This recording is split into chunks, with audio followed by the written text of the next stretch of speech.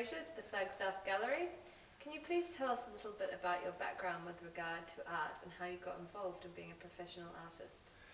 Certainly. I think probably have been a drawer right from the beginning, just fascinated with doing drawing.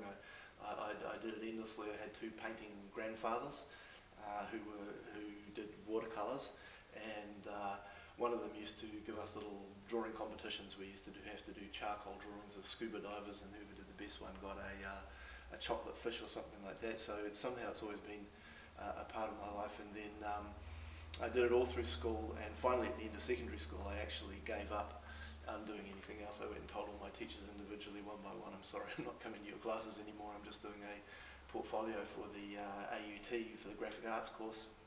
And I went to the graphic arts course, and from there eventually I worked into doing children's book illustration, and from children's book illustration into painting canvases for exhibitions.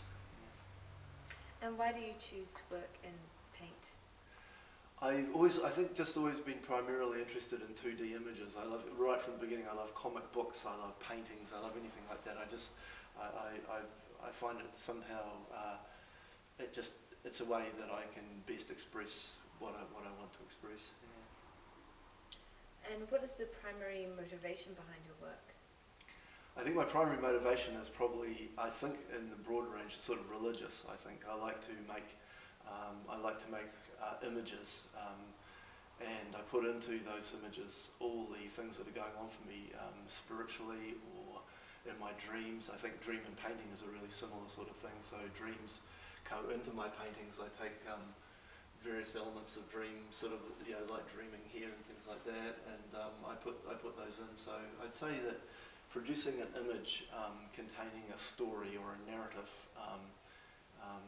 is a little parable, perhaps, would be the best way of putting it, making a little story or a parable. Do you think that has been influenced by your work in illustration? Oh, certainly, yeah. I think the painting came out of illustration. It was a hard transition to make from doing illustration to doing painting, because suddenly you end up with this big canvas and you don't have somebody telling you what to do. You know, all the rest of them, they say you need a dog and a car and a house, and it's all got to be. But for a painting, I suddenly looked and thought, well, what do I want to do if I just got to do my own thing? But fortunately, a friend of mine asked me to do a painting for him, so I was forced. The issue was forced, and I had to do it. And so that sort of catapulted me into it. You know. What themes or issues do you wish the viewer to take away with them when they view your work? Again, I think probably I'd like them to be able to look at the work and contemplate it, and just take whatever they like out of it.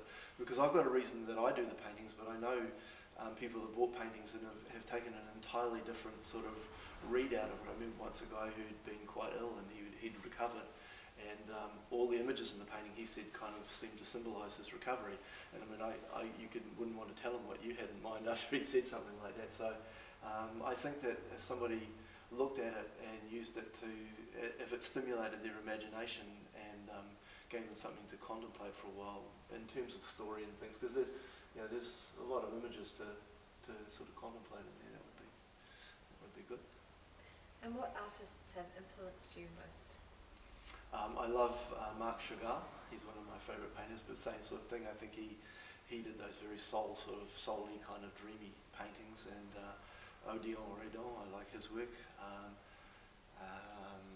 For New Zealand painters, Bill Hammond. I love Bill Hammond, same sort of thing, really interesting images that he does. Stone Maka is someone I've really liked recently. He's a Tongan artist who's taking traditional ngatu and changing it and doing interesting things with it. Anybody really, anybody. I sort of, I think artists are like magpies. They pick up everything from everywhere. You seem to have a sort of a visual radar, and it's just almost unconsciously pick up everything. There seems to be a large influence from the Pacific Islands in your work. Would you like to tell us about that? Yes, that's a sort of a narrative, because that's been a big part of my life for the last 15 years. I went to Tonga 15 years ago surfing, and somebody said that I kind of went there and I didn't ever come back. So it was a bit like that. I ended up marrying Loisi, who's a Tongan, and so we go there a lot, and it's just been a really big part of my life, and I speak Tongan, and I live with Tongans all the time, so it naturally seems to inform all my work. What are the challenges you face at creating art in New Zealand? I don't think so many. I think New Zealand's been a fantastic place for me. I mean, I've done nothing but do artwork for 25 years. I've been really, really fortunate in that regard. So I think it's been a fantastic place for me. It informs everything I do. It's sort of so much a part of your life. It's hard to even imagine what you would do if you weren't if you weren't living in New Zealand. I can't imagine what you would be doing. So I think it's all been excellent for me in terms of my work. Yeah. Do you think New Zealand has influenced your work?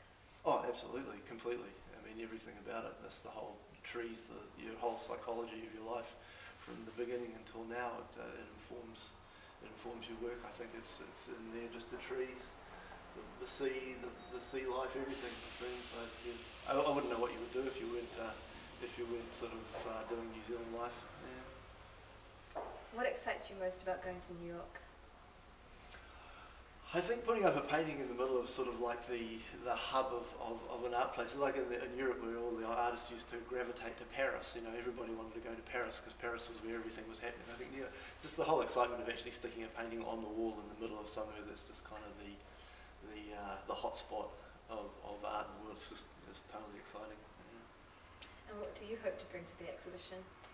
Just my own little bit of sensibility, my little piece of the jigsaw puzzle, so that I hope to do some work that'll fit in nicely with everybody else's. It's a group exhibition, so I'd like to just do my little part and hope that, like the question you asked me before, I hope somebody goes and they look at it and it stimulates their imagination and creates some fascination in there somehow. And finally, what are your thoughts on the Flagstaff Gallery bringing contemporary New Zealand art to New York? Well, what can you say about that? I mean, let's take you to the hub of the art world of the thing. Yes, thanks, I'll come. It's a fantastic idea. I mean, it's fabulous. There's nothing else to say about it. It's just so wonderful and generous and fabulous. I'm really looking forward to it. Yeah. Great, thank you, Fraser. Best of luck in New York. Thank you.